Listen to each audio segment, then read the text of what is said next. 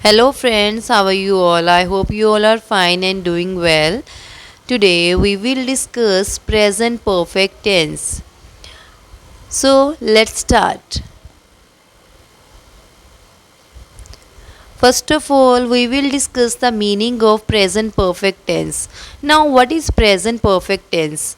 The present perfect tense is a verb tense that describes an action that started in the past and continues up to the present, happened at an unspecified time in the past, has a connection or relevance to the past.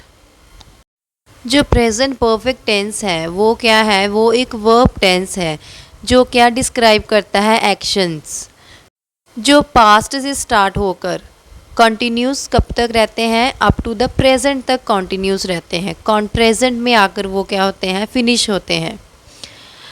Unspecified time period में past में क्या है, वो happened होते हैं। Past perfect tense का क्या है, डायरेक्ट कनेक्शन और रेलिवेंस होता है पास्ट से।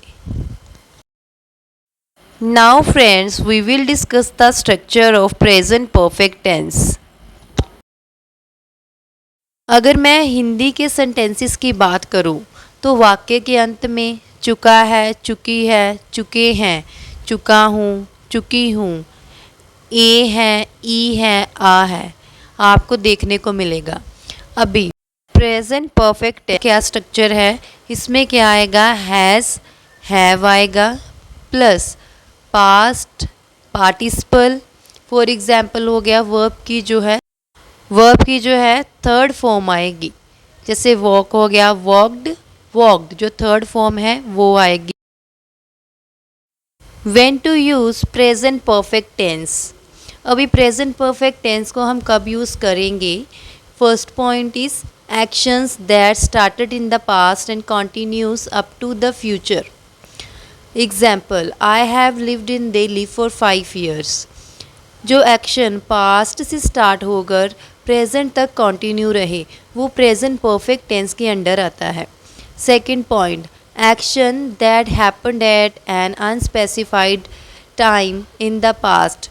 जो अनस्पेसिफाइड टाइम में पास्ट में जो हैपेंड हुआ हो कोई भी काम, जैसे she has visited Paris. Third point is actions that have a relevance to the current situation. जिसका क्या है, रेलिवेंस हो, कोई संबंध हो जो हमारी करंट सिचुएशन के साथ, प्रेजेंट सिचुएशन के साथ, जिसे हम बोलते हैं। For example, I have lost my keys, कि मैं अपनी क्या है कीज़ जो है वो लॉस्ट कर चुका हूँ। That's why I am looking around now.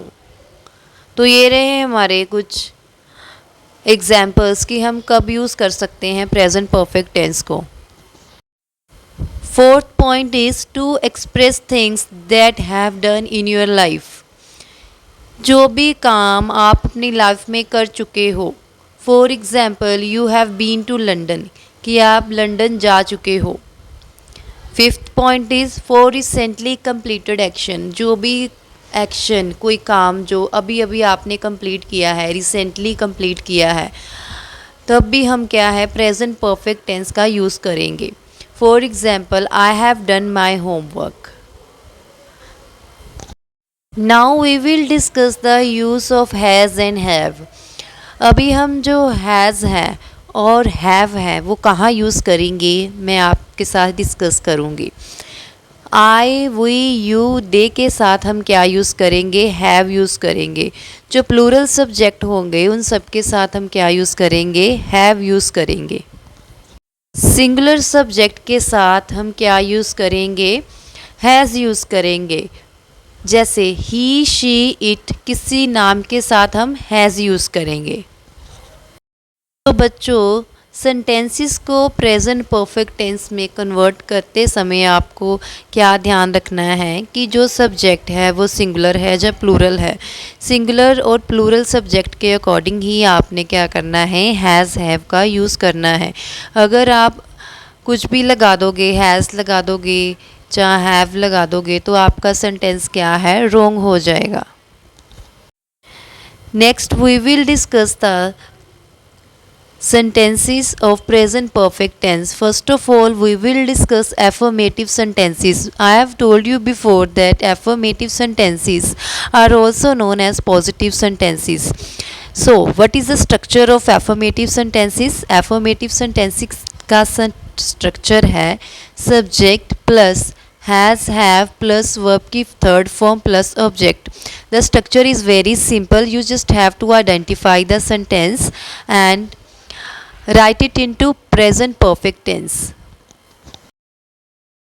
For example, मैं चिट्ठी लिख चुका हूँ।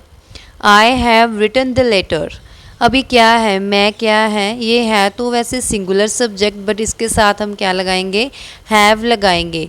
हैव के साथ हमने वर्ब की थर्ड फॉर्म का यूज़ किया, साथ में हमने क्या लगा दिया, सब्जेक्ट लगा दिया, तो हमारा प्रॉपर परफेक्ट टेंस बन गया I have written the letter.